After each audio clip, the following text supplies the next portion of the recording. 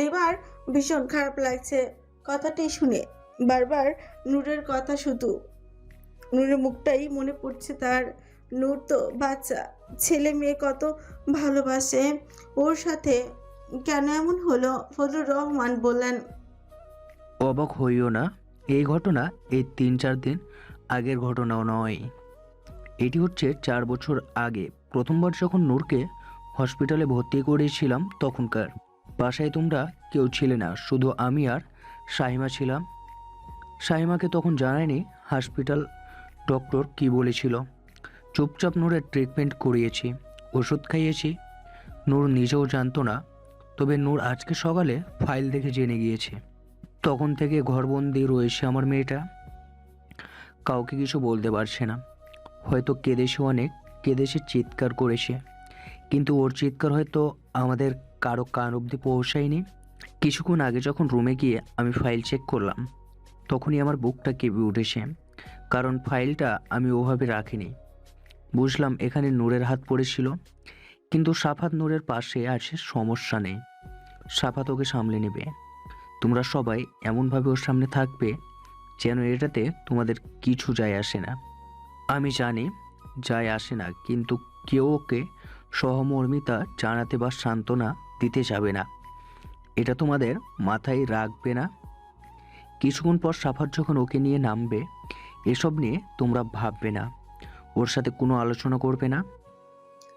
সামিয়া বেগমের চোখ দিয়ে গড় করে পানি গড়িয়ে পড়তে লাগলো। নরিন আফরোজ সাথে সাথে এসে বললেন, এই পাগলি, তুই কাঁদছিস কেন? তুই মা হয়ে কাঁদলে আমার নূর কি করবে? ও তো বাচ্চা মেয়ে, ও তো আরো কান্নাকাটি করবে। আমাদের কারো কিছু যায় আসে না নূর মা হতে পারুক আর না পারুক। আমাদের চাই নূর সুস্থ থাকুক, নূর ভালো থাকুক। সামিয়ার নরিন আফরোজের মুখের দিকে তাকিয়ে বললেন। ফজলুর রহমান সাথে সাথে বলেন, তোমাদের মন অনেক বড় ভাবি। ভাবি আমার মেয়েটা। আচ্ছা, সাদাফ কি করবে? সাদাফ কি সারা জীবন মেনে নিবে যদি কখনো সন্তান না হয় নূরের?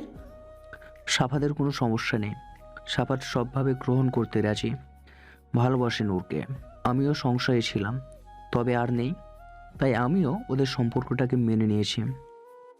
সামনের সপ্তাহে ওদের ধুমধাম করে বিয়ে দিব আমি। আমি চাই না বাড়িতে কোনো শোকের মমত লেগে থাকুক। বাড়িতে অনুষ্ঠান হবে, আনন্দ হবে। সাফাত আর নূরের ধুমধাম করে বিয়ে হবে। সাফাত আজকে থেকে এ বাড়িতেই থাকবে, যেতে দিব না ও যতই বলুক। আর সামনের সপ্তাহে ওদের ধুমধাম করে বিয়ে দিয়ে ওদের হানিমুনে পাঠাবো। সেখানে নূরের ট্রিটমেন্ট হবে, সব কিছু আমরা গোছগাছ করে ফেলেছি। তোমরা শুধু একটু স্বাভাবিক থেকো। সবাই চুপচাপ স্বাভাবিকভাবে নিচে বসে আছে, যেন অভিনয় করছে। চা খাচ্ছে, নাস্তা খাচ্ছে, যেন কিচ্ছু হয়নি এমন। সাদাফ নূরের হাত ধরে সিঁড়ি বেয়ে নিচে নামছে। নূর সিক্ত চোখে তাকালে সবার দিকে। সবাই কি কিছু জানে, কিছু বুঝতে পেরেছে, নাকি শুধু সাদাফ ভাই নূর জানে আর বাবা ছাড়া কেউ জানে না? ভাবছে নূর। নূরের পাজোড়া থেমে গেল যেন। হাত মুষ্টিবদ্ধ হতেই সাদাফ টের পেল নূরের দ্বিধাদ্বন্দ্ব। সাদাফ নূরের হাতের আঙ্গুলে ভাঁজে ভাঁজে আঙ্গুলগুলো গুলিয়ে দিয়ে বলল, নিচে আয়। ধীরে ধীরে নূরকে নিয়ে সিঁড়ি বেয়ে নিচে নেমে এলো সাদাফ। চোখের ইশারায় ফজলুর রহমান ও হুমায়ুন রহমানকে বুঝালেন সব ঠিক আছে। তারপর পরিস্থিতি স্বাভাবিক রাখতেই বলল, আমাদের চা নাস্তা কোথায় আম্মু?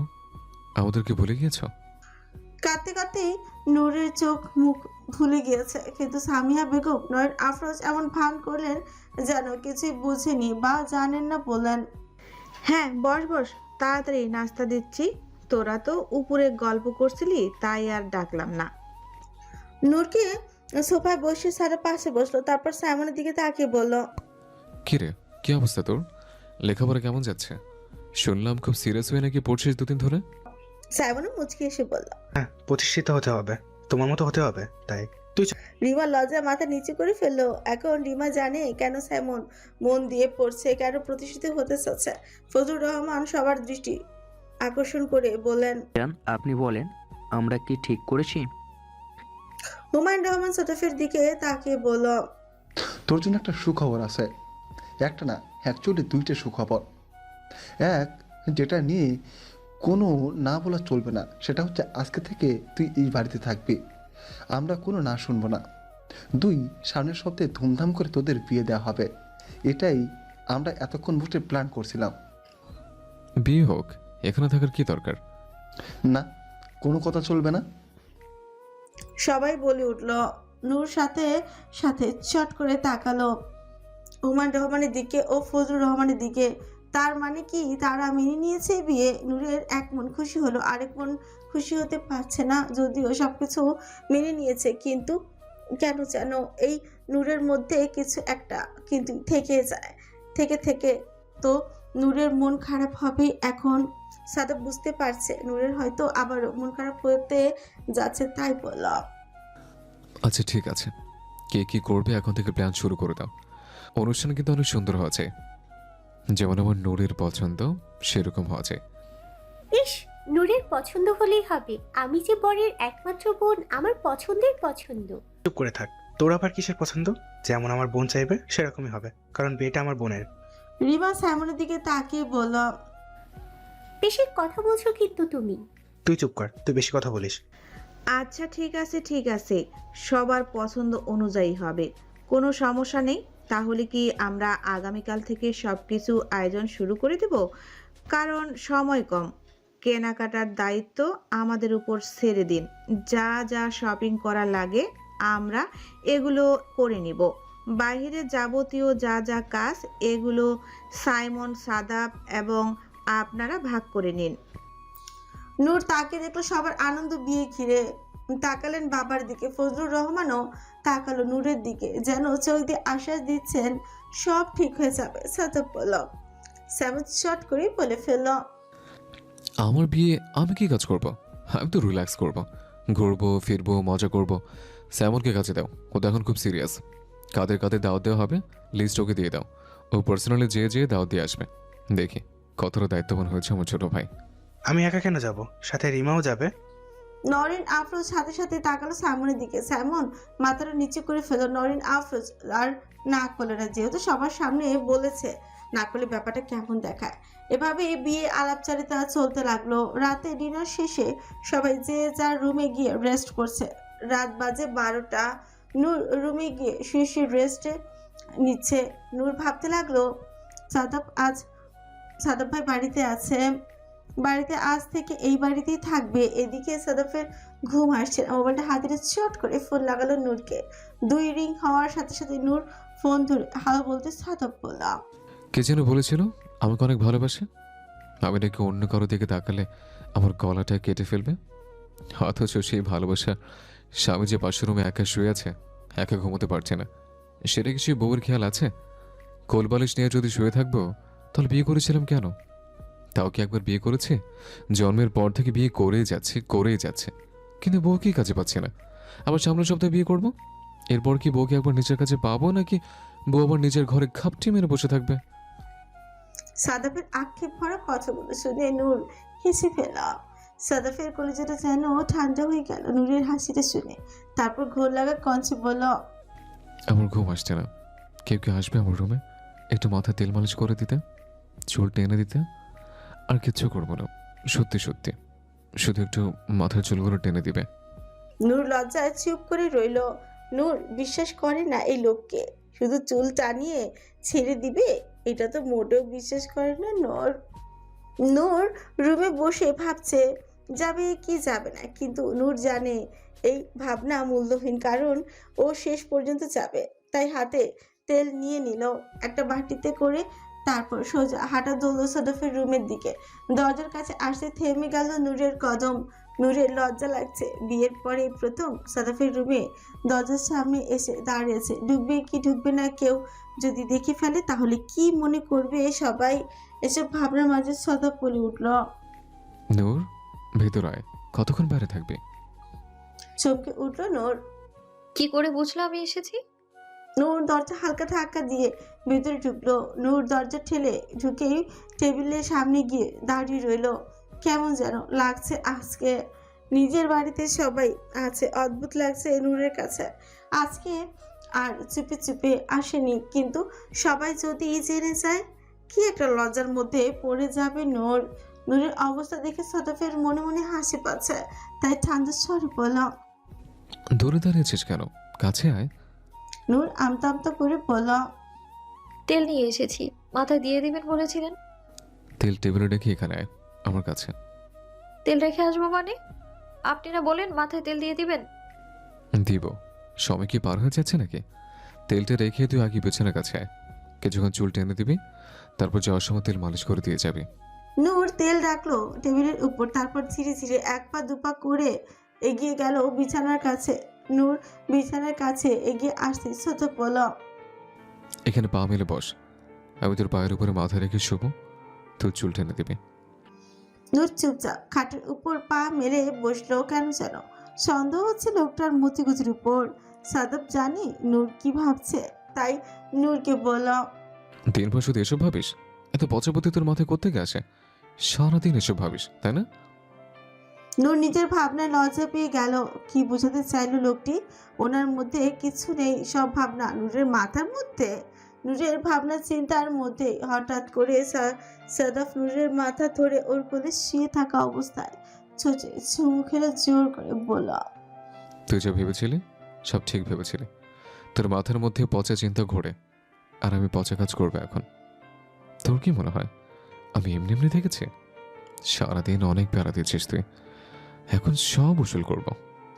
বলেই নূরকে বিছানায় চেপে ধরলো সাদাফ। নূর বলল, কি করছেন? ছাড়ুন, কেউ এসে বলে খুব বাজে সিচুয়েশন হবে। কেউ আসবে না। আচ্ছা দাঁড়া, দরজা লাগিয়ে আসছে। বলেই নূরকে ছেড়ে দরজা লাগাতে গেলে সাদাফ। নূর চুপচাপ বসে আছে, কিছু করার নেই। সাদাফ দরজা লাগিয়ে দিয়ে বিছানার পাশে দাঁড়িয়ে বলল, তুই তো ভয় পাচ্ছিস কেন? আমার বিয়ে করা বউ তুই, 2 দিন পরে আমার রুমে প্রতিদিন থাকবে, তাতে লজ্জা পড়ে কি আছে? বিয়ের পরে সেটা আলাদা ব্যাপার, কিন্তু এখন লজ্জা লাগছে। লজ্জা কিছু নেই, কেমন রুমের আশেপাশেও আসবে না, কারো হাতে বড় সাহস নেই। বিয়ের পর সেটা আলাদা ব্যাপার, কিন্তু এখন লজ্জা লাগছে। লজ্জার কিছু নেই, কেউ সাদাফের রুমে আশেপাশেও আসবে না, কারো এত বড় সাহস। বলে লাইট অফ করে দিল, ড্রিম লাইটটা জ্বালিয়ে দিল সাদাফ। সাদাফ নূরের কাছে এসে নূরের করে বলল, এবার মাথার চুল টেনে দে।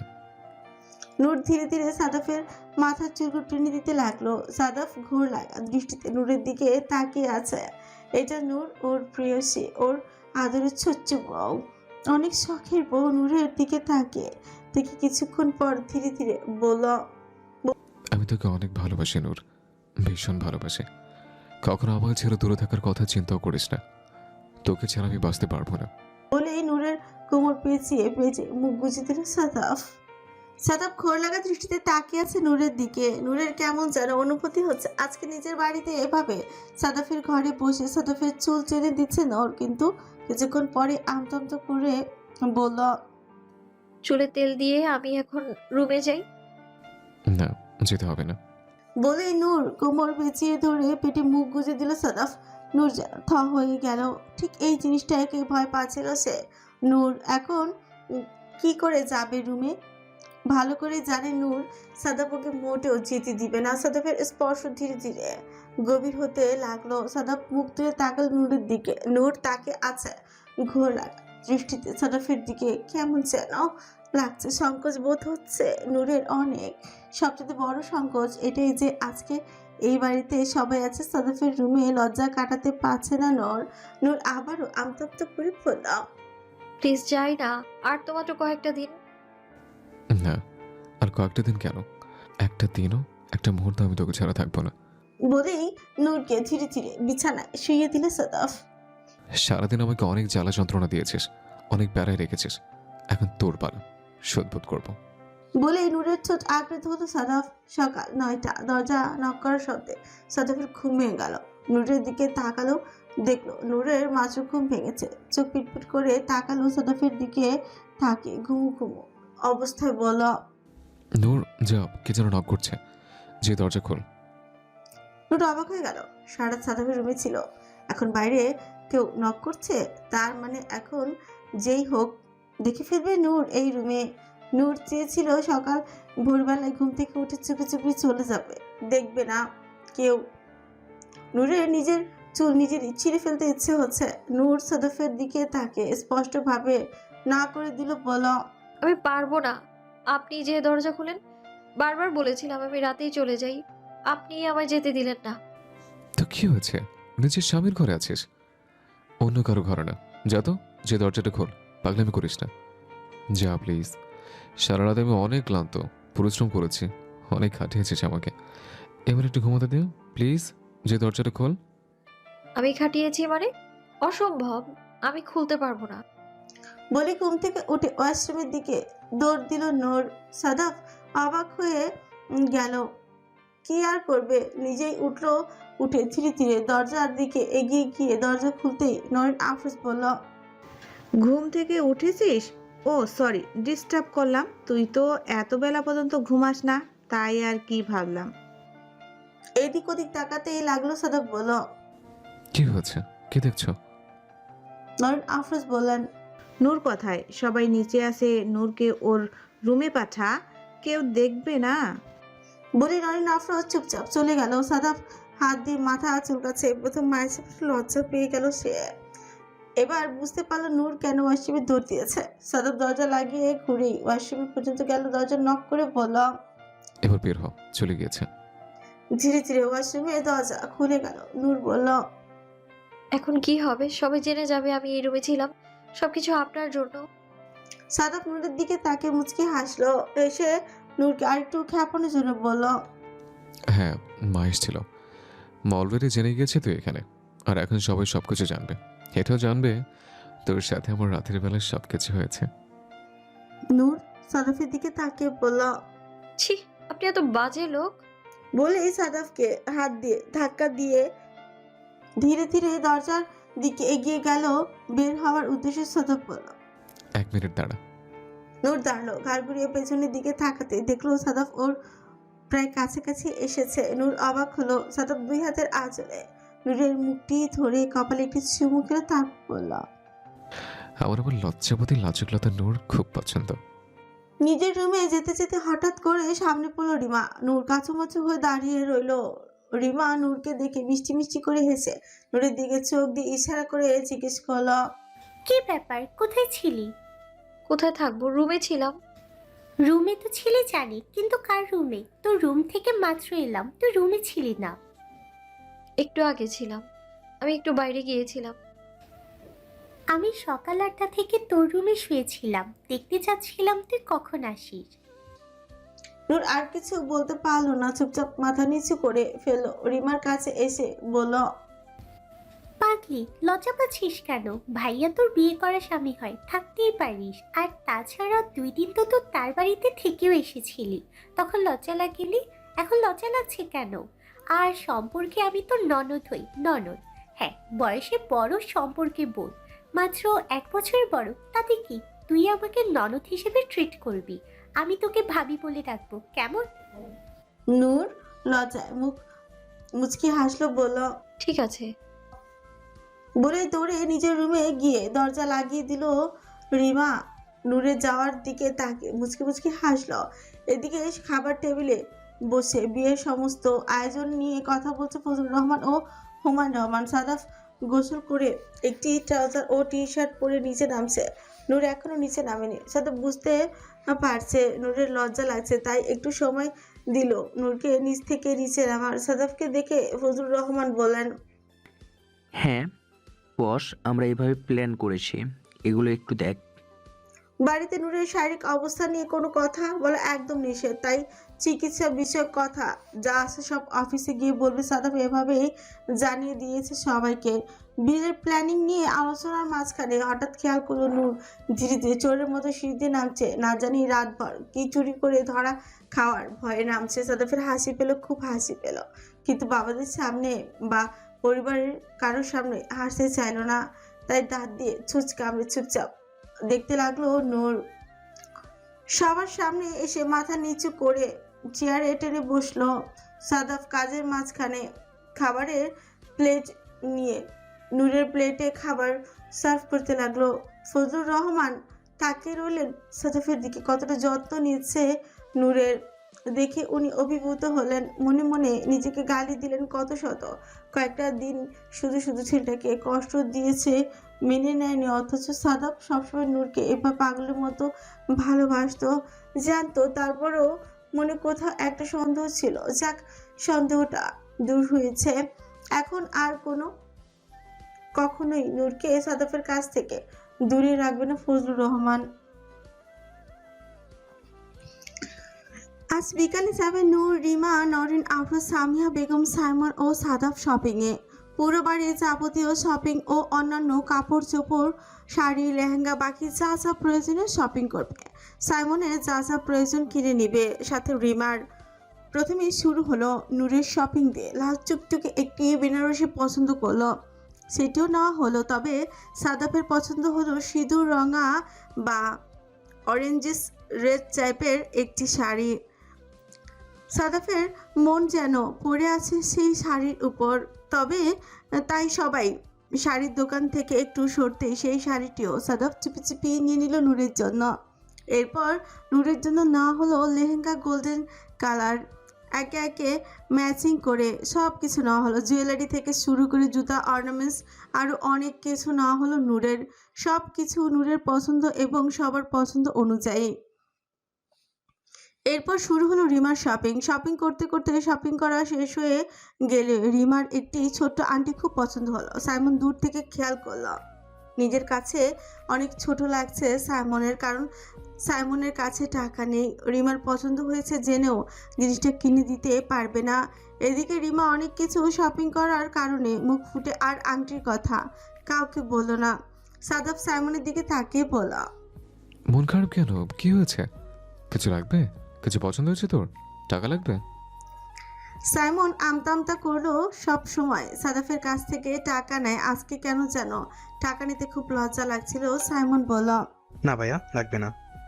সাদাফ বুঝতে পেরেছিল সাইমনের কিছু একটা হয়তো পছন্দ হয়েছিল, কারণ একটা আংটির দিকে তাকিয়ে থাকতে দেখেছে সাইমনকে। ক্রেডিট কার্ড বের করে সাদাফ সাইমনের দিকে এগিয়ে দিয়ে বলল, আমার বিয়ে উপলক্ষে এটা তোর গিফট।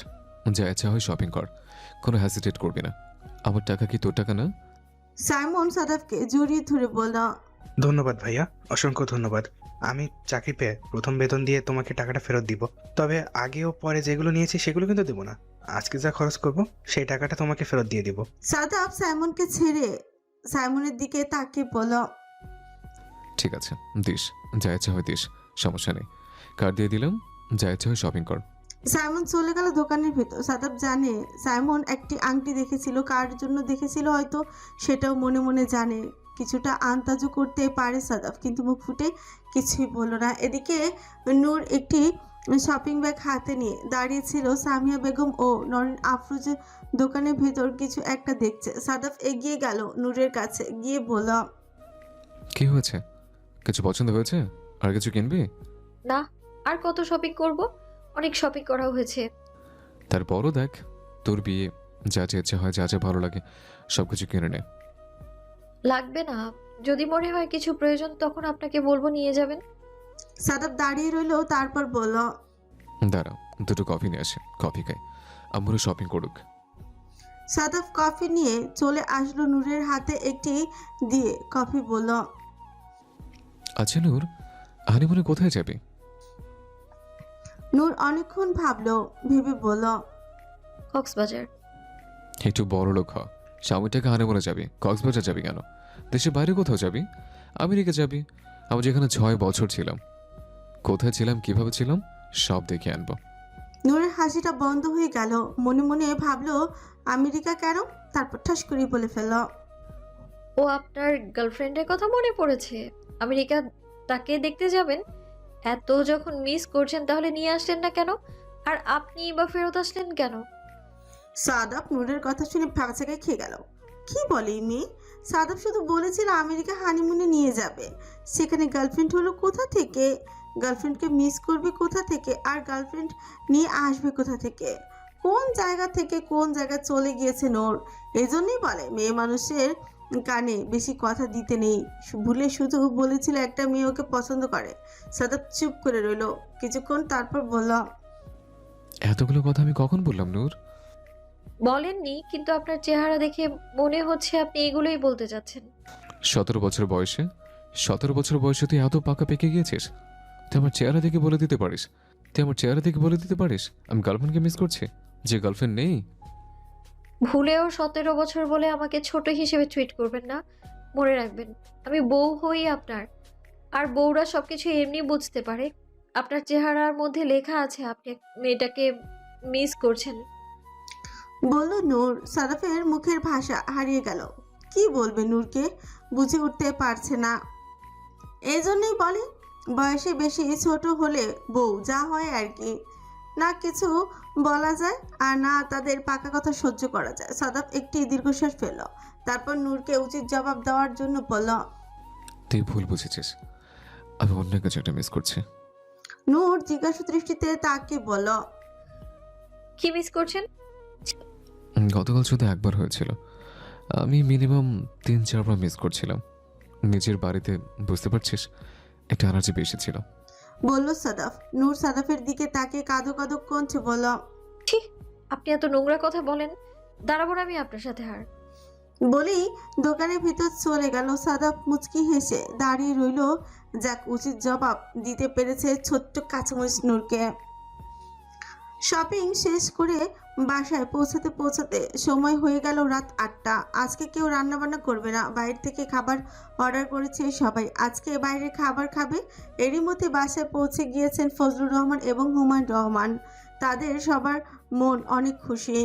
এই প্রথম বাড়িতে ধুমধাম করে বাড়ির বড় ছেলের বিয়ে হবে আর ছোট মেয়ের। ভাবতে পারছি না, নূরের বিয়ে হলে তো হয়তো কান্নার রোল পড়ে যেত মেয়েটা বাড়ি থেকে চলে যাবে ভেবে, কিন্তু এখন খুশির যেন কোনো সীমাই নেই। ছেলেও এই বাড়ির আর মেয়েও। এবারের বিদায়ের কোনো ফাংশন নেই, শুধু আনন্দ আর আনন্দ। রিমা এবং নূর সোফায় বসে গল্প করছে। রিমা সিলেক্ট করছে হলুদের দিন ওরা কিভাবে কি করবে সবকিছু। নূরের বান্ধবী বন্ধু কেউ রিমা ফোনকে করে দাওয়াত করে দিয়েছে। নূর কথা বলছিল, এরই মধ্যে সাদাফ ওর ফ্রেন্ড সার্কেল সবাইকে 3 দিন আগে থেকে ইনভাইট করেছে। সবাই এই বাড়িতেই থাকবে 3 দিন আগে থেকে।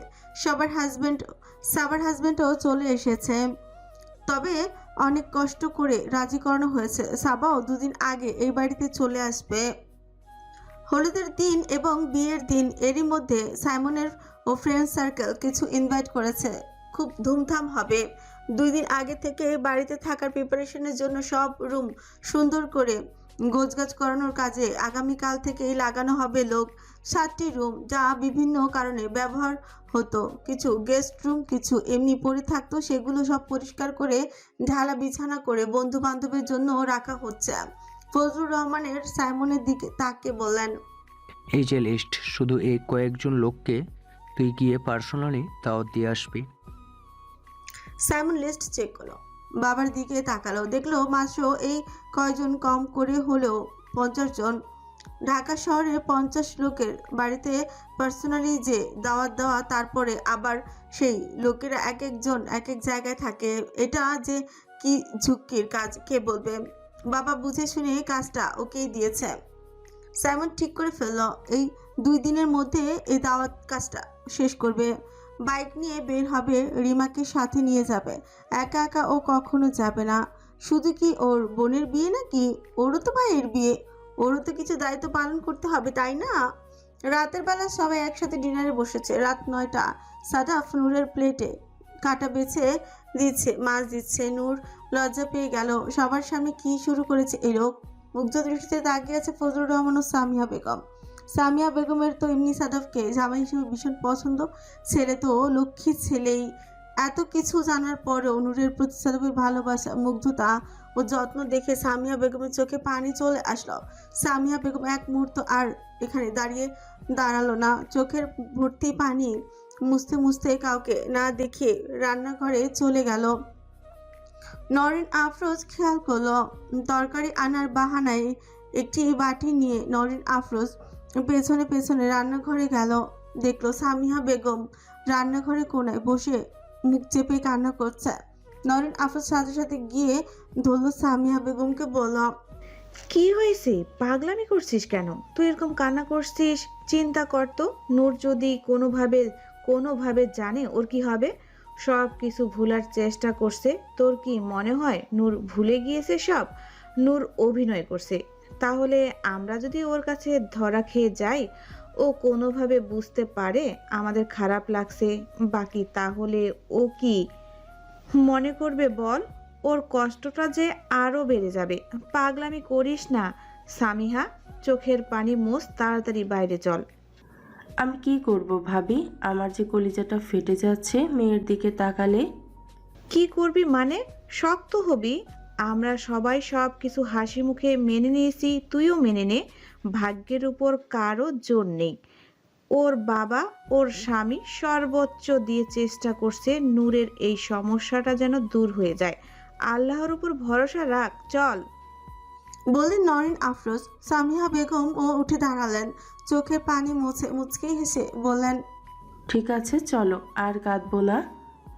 রাত 11টা। শপিং মলে সেই যে নূরকে খেপানোর জন্য কথাগুলো বলেছিল, তারপর আর নূর সাদাফের সাথে সরাসরি কোনো কথা বলেনি। সাদাফের এখন ভালো লাগছে না, রাত হয়েছে। এখন যে নূরকে চাই, একটু বুকে নিয়ে ঘুমাবে নূরকে। কিন্তু এই যে পাগলি মেয়েকে কে বোঝাবে? পাগলি মেয়ে আজকে নিশ্চয়ই আসবে না, লজ্জায় ঘরে বসে থাকবে। রিমা দরজা নক করার শব্দ পেয়ে জিজ্ঞেস করলো, কে? আমি, দরজা খোল। রিমা উঠে এসে দরজা খুলে দিল। সাইমন বাইরে দাঁড়িয়ে রইল, তারপর জিজ্ঞেস করলো, আমি কি ভিতরে আসতে পারি? রিমা এবার অবাক হলো, সাইমনের দিকে তাকিয়ে জানতে চাইলো, অনুমতি কবে থেকে নেওয়া শুরু করলে? আগে তো ধুপধাপ রুমে চলে আসতে। আজকে থেকে অনুমতি নেওয়া শুরু করলাম, আগের মতো আর করা যাবে না। ঠিক আছে, ভিতরে আসো। সাইমন ভিতরে এসে হাত বাড়িয়ে দিল রিমার দিকে। রিমা অবাক হয়ে তাকালো হাতের দিকে, বলল, কি? সাইমনের হাতের মুঠো খুলে দেখলো একটি আংটি। রিমা অবাক হয়ে তাকালো আংটির দিকে। এটা তো দোকানে পছন্দ করেছিল রিমা, কিন্তু কাউকে কিছু বলেনি। সাইমন বুঝলো কি করে, ভাবলো রিমা। তারপর রিমা সাথে সাথে আংটিটি হাতে নিয়ে বলল, এই আংটি তুমি কি করে পেলে? এটা তো অনেক দাম ছিল, তুমি টাকা কোত্থেকে পেলে? সাইমন রিমার চোখে মুখে খুশির ঝলক দেখে বলল, টাকা পেয়েছি এক জায়গা থেকে, তবে অনুভূতিটা আমার। টাকাটা পরে চাকরি পেয়ে দিয়ে দেবো বলেছি। তবে এই যে অনুভূতিটা, এই যে খুশি তোর চোখে আজকে দেখতে পারলাম, এটা তো পরে আর দেখতে পারতাম না, তাই সাথে সাথে নিয়ে নিয়েছি। রিমা হাতের আঙুল বাড়িয়ে দিয়ে বলল। পরিয়ে দাও। সাইমন রিমার দিকে একবার তাকালো, তারপর হাতে আংটি পরিয়ে দিয়ে বলল। নে, আমাদের এঙ্গেজমেন্ট হয়ে গেল। রিমার সাথে সাথে খুশি হয়ে সাইমনকে জড়িয়ে ধরল। সাইমন যেন এক কদম পিছিয়ে গেল। হঠাৎ রিমা ধাক্কা খেয়ে পড়ে বলল, ছাড় বলছি, না হলে আমিও ধরে ফেলবো, তখন কিন্তু ছাড় পাবি না। এদিকে নূর ঘুমানোর প্রিপারেশন নিচ্ছে, আবার বারবার আর চোখে মোবাইলের দিকে তাকাচ্ছে। ভাবতে আর চোখে আর একটু ঝুঁকে এসে তাকালো মোবাইলের দিকে। হঠাৎ মোবাইলে শব্দ পেল, একটি মেসেজ। ওপেন করে দেখলো একটি থ্রেট। 2 মিনিটের মধ্যে রুমে আয়, নাহলে তৃতীয় মিনিটে আমি তোর রুমে চলে আসবো। মেসেজ দেখে থমকে গেল নূরের হৃদয়। জানি সাদাব যা বলেছে তাই করবে। 2 মিনিটের মধ্যে রুমে না গেলে সাদাব ভাই রুমে চলে আসবে। নূর সাদাফের রুমে চলে গেল, আরও লজ্জাজনক ব্যাপারটি হবে। নূর বসে জেদ ধরে যাবে না আজকে ও ঘরে। বারবার কেন ও সবার সামনে লজ্জিত হবে? নূর যদি আসতে হয় তাহলে সাদাব ভাই আসবে। সকালে দরজা খুলে সাদাব ভাই বের হবে। সাদাব, সবাই সাদাব ভাইকে দেখবে, অধৈর্য হবে উনি, অথচ সবার কাছে লজ্জিত হবে নূর। মোটেও না। তাই মেসেজ দেখেও কোনো রিপ্লাই করলো না, চুপচাপ গো ধরে বিছানায় বসে রইল নূর। বারবার মোবাইলের দিকে তাকাচ্ছে সাদাফ। সাহস দেখে অবাক হচ্ছে সাদাফ নূরের। মেসেজের রিপ্লাইও করলো না, আশা তো দূর। সাদাফ মোবাইলটা হাতে নিয়ে চিন্তা করলো আরেকটি মেসেজ দেবে, তারপর ভাবলো না, আজকে নূর তারামি করবে বুঝতে পেরেছে। তাই চুপচাপ বিছানা থেকে উঠে দাঁড়ালো বাইরে, বের হবে নূরের রুমে যাবে। যেই ভাবে সেই কাজ। নূরের রুমের বাইরে এসে দরজা নক করলো সাদাফ। নূর জানতো সাদাফ ভাই আসবে, তাই ঘুমিয়ে পড়েনি, অপেক্ষা করছিল। কিন্তু এখন নূর একটু ভয় করছে, তারামি করে গেল না, না জানি এখন সাদাফ ভাই রুমে ঢুকে কি বলবে। পরে ভাবলো যা খুশি তা ভাবুক, নূরের অধিকার আছে না, যাবে কি যাবে না এটা ডিসাইড করার। তাই বিছানা থেকে নামলো, নেমে চুপচাপ দরজা খুলে দিল নূর। দরজা খুলে নূর দেখলো সাদাফ এক হাতে দরজা দিয়ে হেলান দিয়ে দাঁড়িয়ে ছিল। নূরকে দেখে সাদাফ সুকুচকে ইশারা করলো। নূর চুপচাপ হয়ে দাঁড়িয়ে রইল। সাদাফ ভেতরে ঢুকে দরজা লাগিয়ে দিল, তারপর 1 পা 2 পা করে এগোতে লাগলো। নূরও 1 পা 2 পা করে পিছাতে পিছাতে ঠাস করে বিছানায় বসে পড়ল। আমার রুমে আসতে বলেছিলাম, আসিস না কেন? বলল সাদাফ। নূর ভিতরে সাহস সঞ্চয় করলো, কোনো মতে আমতা আমতা করে বলল, বারবার আমি কেন যাব? আপনারও পা আছে, আপনিও হেঁটে হেঁটে আসতে পারেন। সাদাফ অবাক হয়ে তাকালো নূরের দিকে, মনে মনে ভাবলো আসলে তো সত্যি, এটাই হচ্ছে কবুলের পাওয়ার। যে মেয়ে দুটোর কথা বলতে সাহস পেত না, সেই মেয়ে এখন ওকে টক্কর দেয়, সামনে সামনে উত্তরও দেয়। সাদাফ সাদাফ দীর্ঘশ্বাস ছাড়ল, মনে মনে বলল, ছোট হোক আর বড় হোক, বউ তো একদিন না একদিন তো নিজের রূপ দেখাবে। যেমন সব ছোট হোক আর বড় হোক, ফনা তুলবে, বিষ থাকুক আর না থাকুক। সেরকম তবে বউদের বিষ সবসময় থাকে। তাই সাদাফ মনে মনে হার মেনে নিল। চুপচাপ হেঁটে বিছানার কাছে গিয়ে সে পড়ল। তেল নিয়ে একটু চুলটা টেনে মাথায় মালিশ করে দে। নূর হাফ ছেড়ে বাঁচলো, আপাতত এখনকার জন্য তো বাঁচলো সাদাফ ভাইয়ের হাত থেকে। সকালে বুঝা যাবে।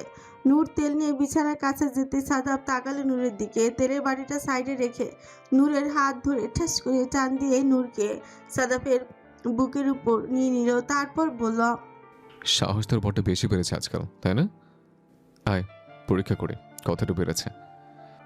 নূর ভেবেছিল বেঁচে গিয়েছে, কিন্তু না, সাদাফের মনে এটাই ছিল, তেল মালিশ তো শুধু বাহানা। নূর বলল, দেখুন। জি ম্যাডাম, দেখতে এসেছে। সাদাফ বলল। পার হয়ে গেল দুদিন, বাড়ি পড়তে মেহমানের সমাগম। সাদাফের বন্ধুরা, নূরের একটি বান্ধবী ও দুইটি বন্ধু এবং রিমার বন্ধু বান্ধবী, সাইমনের বন্ধু বান্ধবী, সবাই বাড়ি ভর্তি। এছাড়া আরও গেস্ট রয়েছে। নূরের বান্ধবী নূরের রুমে, রিমার বান্ধবী রিমার রুমে।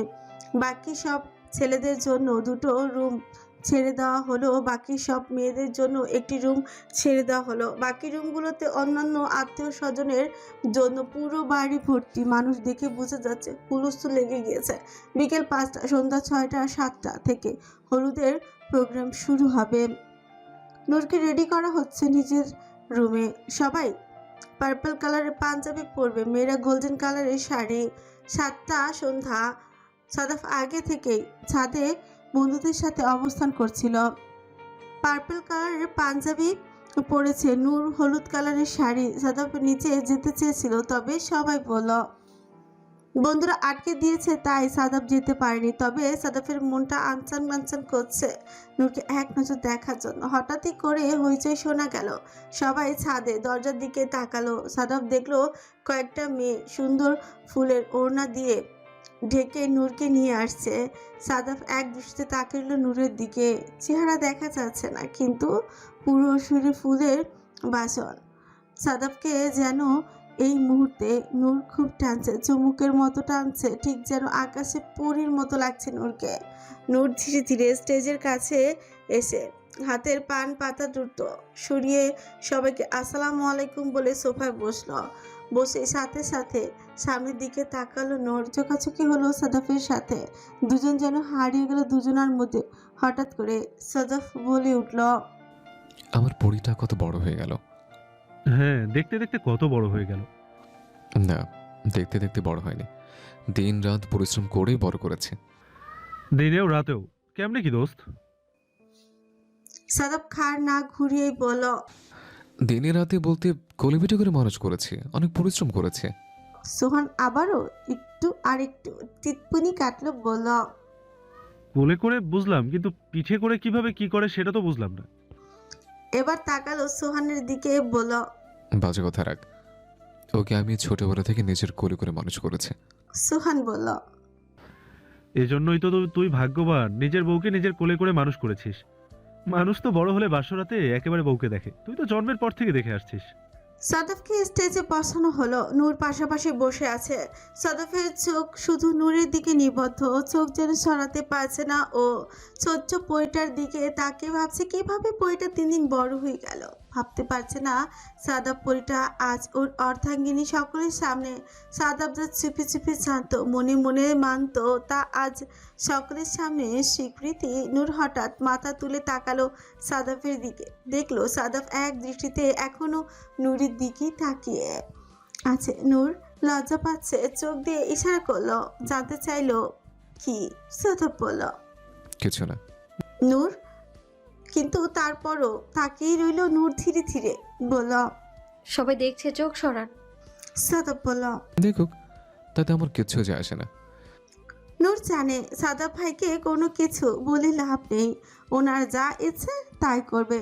তাই নূর নিজেই মাথা নিচু করে ফেললো। একে একে সবাই এসে হলুদ দিতে লাগলো নূর ও সাদাফকে।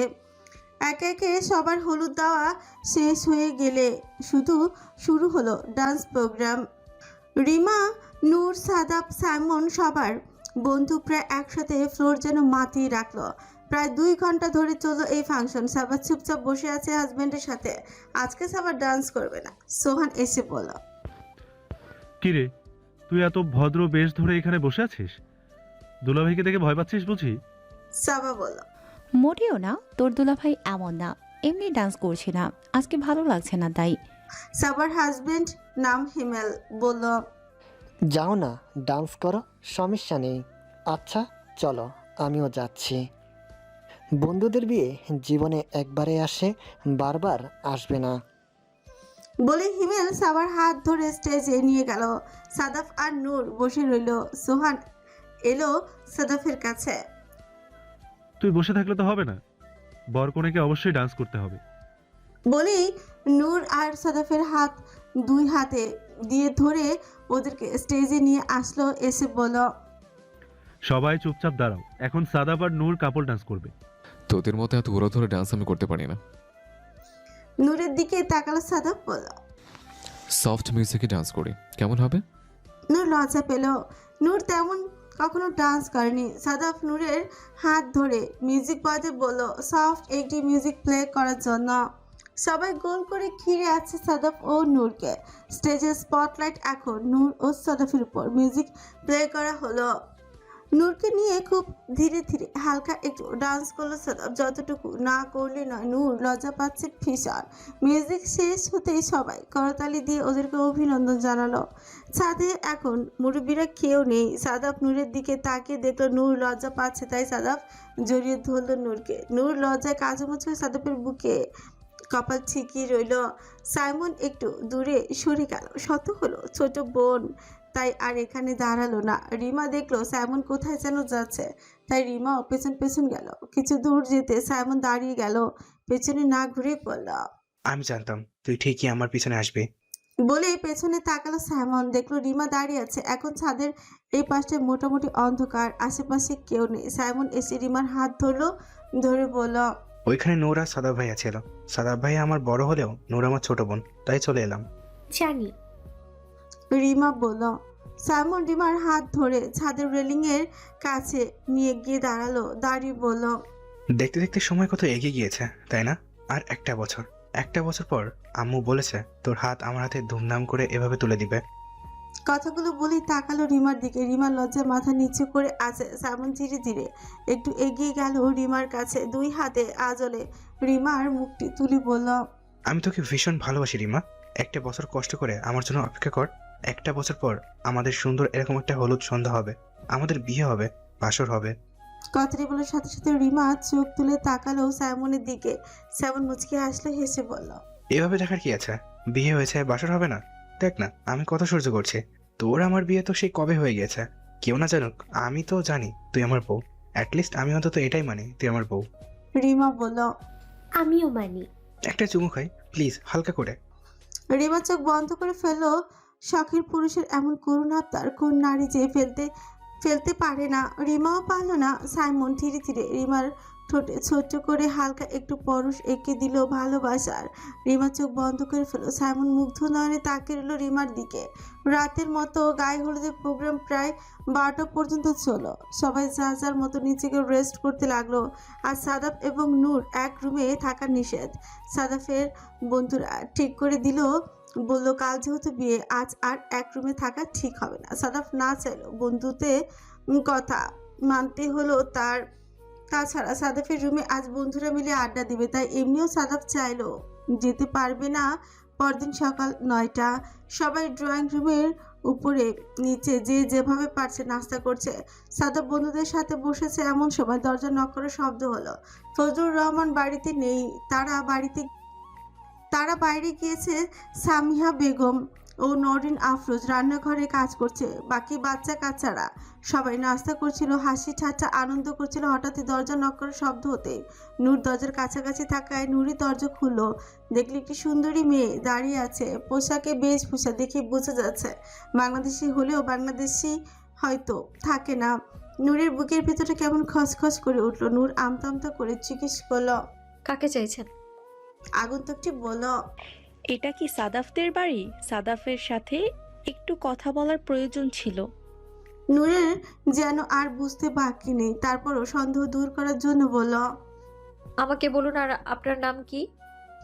দীর্ঘ সময় দরজার কাছে নূরকে দাঁড়াতে থাকতে দেখে সাদাফ একটু উঠে দূরে থেকে সামনে এগিয়ে জিজ্ঞেস করলো, দরজায় কে নূর?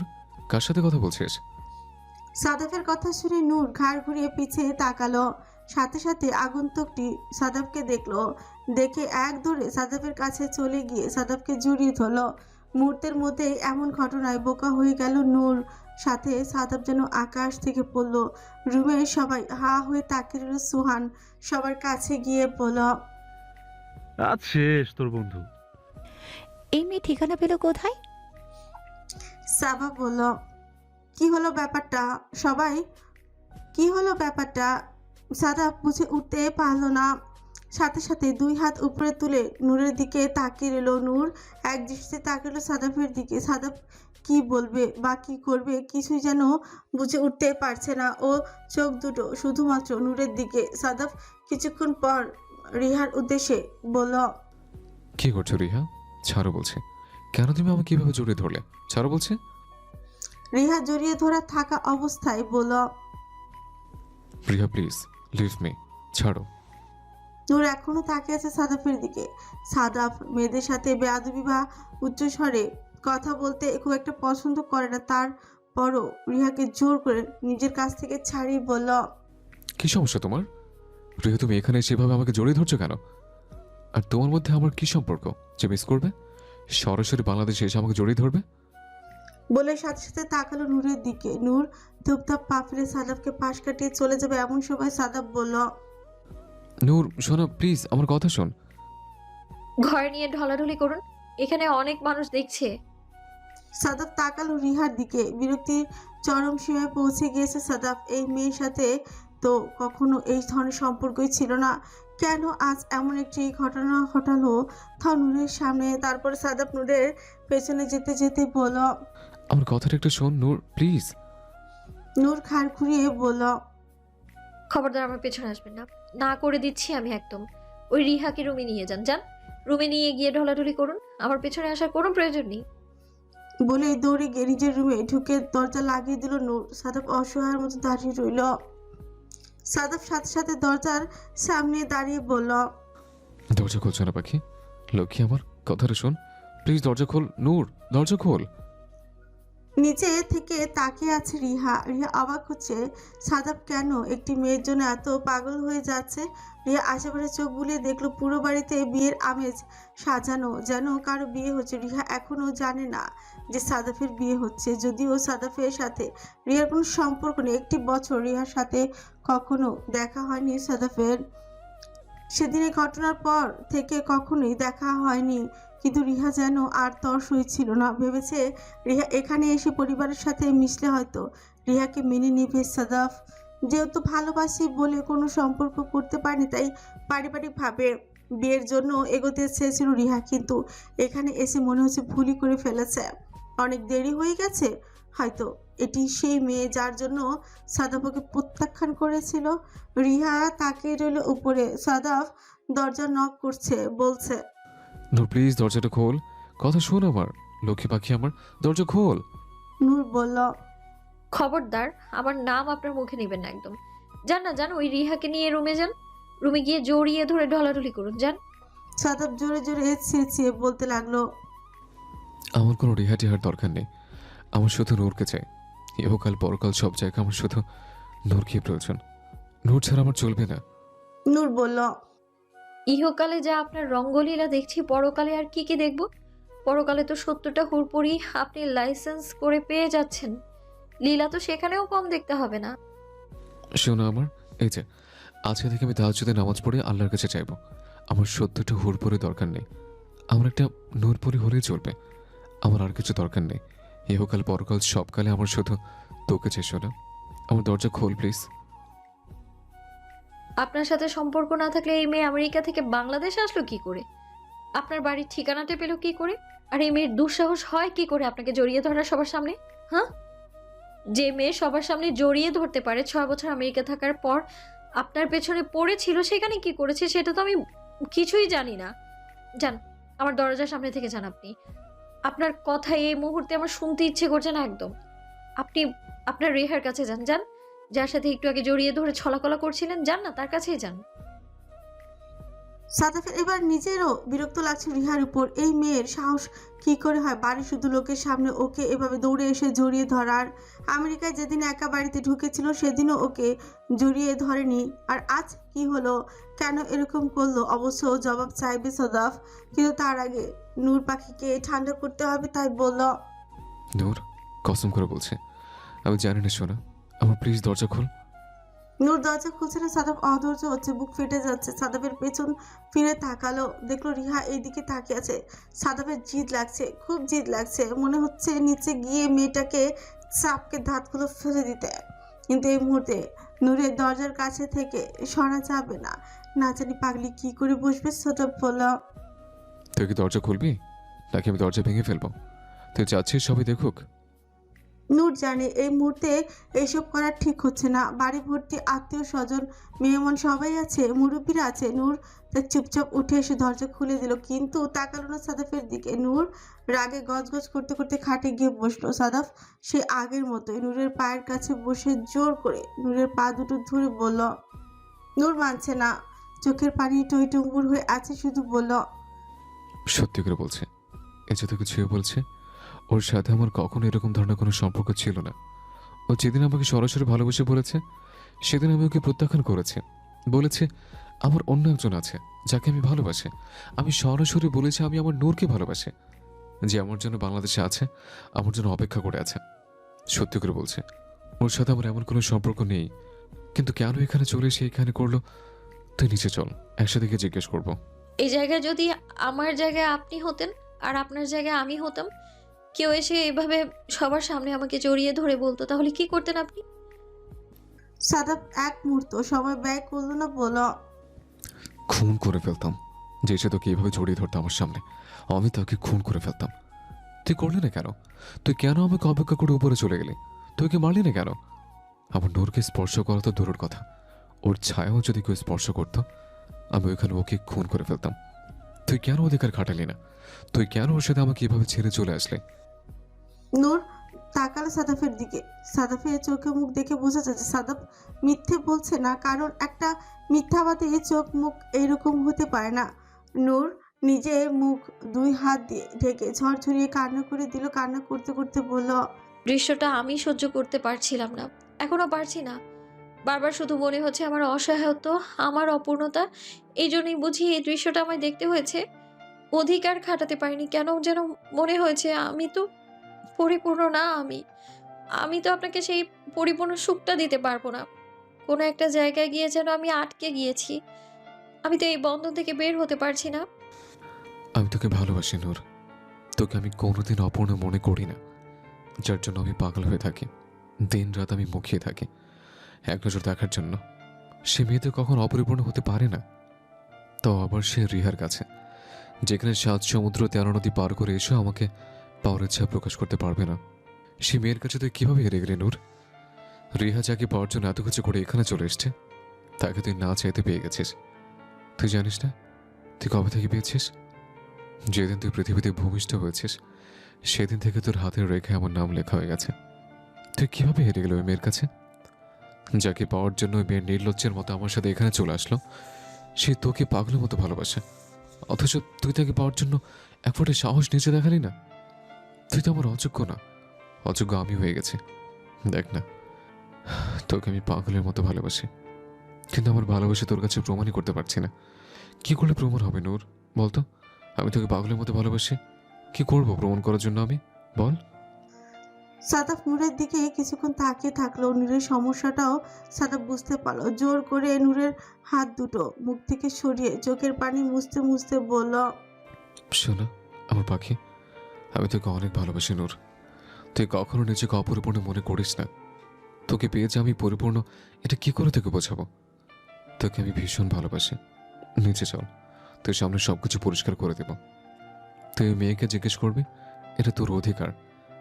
কেন তোর সামনে তোর স্বামী কিভাবে জড়িয়ে ধরলো? তুই নিজেকে জিজ্ঞেস করবি। আজকে আমি না নূর, আজকে আমার উপরে তুই অধিকার খাটাবি। চল। বলেই সাদাফ দাঁড়িয়ে নূরকে উঠালো। নূর তাকিয়ে রইল সাদাফের দিকে। কাঁদিস না পাখি আমার, চল। তুই গিয়ে জিজ্ঞেস করবি কেন এরকম কাজ করলো। আমি তোকে প্রত্যাখ্যান করে এসেছিলাম, তাহলেও কেন আসলো? বলল সাদাফ। সাদাফ নূরকে বুঝিয়ে শুনে নিচে নিয়ে আসলো। রিহা তাকিয়ে রইল নূরের দিকে। নূরকে রিহা চিনে না, কিন্তু বুঝতে পারছে হয়তো এটাই সেই মেয়ে যার জন্য সাদাফকে প্রত্যাখ্যান করেছিল। নিচে সবাই তাকিয়ে আছে নূর ও রিহার দিকে। নূর কি বলবে না বলবে সবাই জানতে ইচ্ছুক। নূর শুধু একটি কথাই বলল, যার জন্য আপনি 7 সমুদ্র 13 নদী পার করে এসেছেন, এক দেশ থেকে আরেক দেশে এসেছেন, সেই লোকের উপরে শুধুমাত্র আমার অধিকার। জন্ম থেকে সে শুধুমাত্র আমার, মৃত্যুর আগ পর্যন্ত সে আমারই থাকবে, মৃত্যুর পরেও সে শুধুমাত্র আমারই থাকবে। সে আমার স্বামী। আপনি আমার সামনে আমার স্বামীকে জড়িয়ে ধরেছেন। কি সম্পর্ক আছে আপনাদের মাঝে? হ্যাঁ, কিসের অধিকার নিয়ে ধরেছিলেন? আপনার কি মনে হয়নি একজনের বাড়িতে এসে এভাবে একটা পরপুরুষকে জড়িয়ে ধরা মেয়েদের মানুষ কি চোখে দেখবে? বা সেই ছেলেটা যার সাথে আপনার কোনো সম্পর্ক নেই, সেই মানুষটা, সেই ছেলেটার চরিত্র নিয়ে প্রশ্ন তুলবে মানুষ? রিহা বলল, আমি সাদাফকে অনেক ভালোবাসি, তাই এসেছিলাম, কিন্তু জানতাম না ও বিবাহিত বা বিয়ে করেছে। তবে হ্যাঁ, এটা জানতাম ও তোমাকে ভালোবাসে। তারপরও আমি এখানে এসেছি, এটা আমার ভুল হয়েছে। সাদাফ কখনোই আমাকে ভালোবাসেনি, সব সময় তোমাকে ভালোবেসেছে। আমি ভেবেছিলাম হয়তো এখানে এসে পারিবারিকভাবে বিয়ের প্রস্তাব দিলে হয়তো আমি তাকে পাবো। আমিও তো তাকে ভালোবাসি। ভালোবাসা পাওয়ার জন্য একটা শেষ চেষ্টা করে দেখছিলাম। মৃত্যু পথচারী মানুষ অত খড়কুটো পেয়ে সেটাকে আঁকড়ে ধরে, জানে বাঁচতে পারবে না, তারপরও আঁকড়ে ধরে। আমিও সেরকম খড়কুটোর মতো একটি সম্ভাবনা দেখেছিলাম, হয়তো পারিবারিকভাবে প্রস্তাব দিলে আমি সাদাফকে পেতে পারি, তাই সে চেষ্টা করেছিলাম। আমার ভুল হয়েছে, আমার ভুল হয়েছে নূর। প্লিজ আমাকে ক্ষমা করে দাও। আমি আর কখনো তোমাদের মাঝখানে আসার চেষ্টা করব না। আজকের পর থেকে এই যে প্রমিস করে বলছি সবার সামনে, আমি আর কখনো সাদাফকে চাইবো না, কখনো ভালোবাসতে চাইবো না। আমি আমার বাবা মায়ের পছন্দ করা পাত্রকে বিয়ে করে ফেলবো। এই যে সবার সামনে প্রমিস করে বলছি, আমি তোমাদের বিয়েটা অ্যাটেন্ড করে যেতে পারি। আজকে যেহেতু বিয়েটা অ্যাটেন্ড করে না হয় আমি রাতে ফিরে যাব। নূর তাকিয়ে রইল রিহার দিকে। রিহাকে দেখেই বুঝে যাচ্ছে সত্যি সাদাবকে অনেক ভালোবাসে। নূরের যেন মনটা আর একটু নরম হলো। মানুষ যদি সত্যি কাউকে ভালোবাসে হয়তো এরকমই হয়ে যায়। তাই বলল, ঠিক আছে, বিয়ে অ্যাটেন্ড করে যান, সমস্যা নেই, কিন্তু এটা মনে রাখবেন উনি আমার স্বামী হন। আপনি চাইলেও কখনো আমাদের মাঝখানে আসতে পারবেন না, সেই সুযোগটাই নেই। তবে আপনি চেষ্টা করবেন না, কথা দিয়েছেন, এটাই আমি খুশি হয়েছি। অবশ্যই আমি আপনার জন্য মনে কিছু রাখবো না, বিয়ে আপনি অ্যাটেন্ড করে যেতে পারেন। রিহা নূরের দিকে তাকিয়ে বলল, থ্যাংক ইউ নূর। আসলেই তুমি সাদাফের যোগ্য। ভালোবাসার জন্য আমি কেন যোগ্য ছিলাম না আজকে বুঝতে পারলাম, কেন উনি তোমাকে এত ভালোবাসে। তোমার জায়গায় আমি থাকলে এত বড় মনের পরিচয় দিতে পারতাম না সত্যি, কিন্তু তুমি কি সুন্দর মেনে নিলে। এজন্যই সাদাফ তোমার হয়েছে, আর আমি এত শত চেষ্টা করেও কখনো পাইনি। এরই মধ্যে সাদাব তাকালো নূরের দিকে। নূরের চোখে পানি মুছে তাকালো সাদাফের দিকে। সাদাব সাথে সাথে সবার সামনে নূরকে জড়িয়ে ধরলো, যেন বোঝাতে চাইলো এই বুকে শুধুমাত্র নূরের স্থান, অন্য কারো নয়। যেন কিছু না বলেও রিহাকে উপযুক্ত উত্তর দিয়ে দিল সাদাফ। সবাই একসাথে হাততালি দিয়ে উঠলো, হইচই শুরু হয়ে গেল। সাদাব জড়িয়ে ধরে আছে নূরকে। রান্নাঘরের দরজা থেকে দাঁড়িয়ে দেখলো নরিন, আফরোজ ও সামিয়া বেগম তারা সামনে আসলেন না, আসলে হয়তো বাচ্চা দুটি লজ্জা পেয়ে যাবে। তবে দূর থেকে এই দেখেই যেন চোখ ভরে আসলো সামিয়া বেগম ও নরিন আফরোজের। সাদাফ নূরের মুখটি দু হাতের আঁচলে ধরে বলল, কোনো সময় আমাকে ফেলে দূরে যাওয়ার কথা চিন্তা করিস না নূর। এই যে সবার সামনে ওয়াদা করে বলছি, তুই আমার কাছে না থাকলে আমি কিন্তু মরে যাব। বলি নূরের কপালে চুমু খেলো সাদাফ। এই প্রথম নূর সবার সামনে সাদাফকে দুই হাত দিয়ে জড়িয়ে ধরল।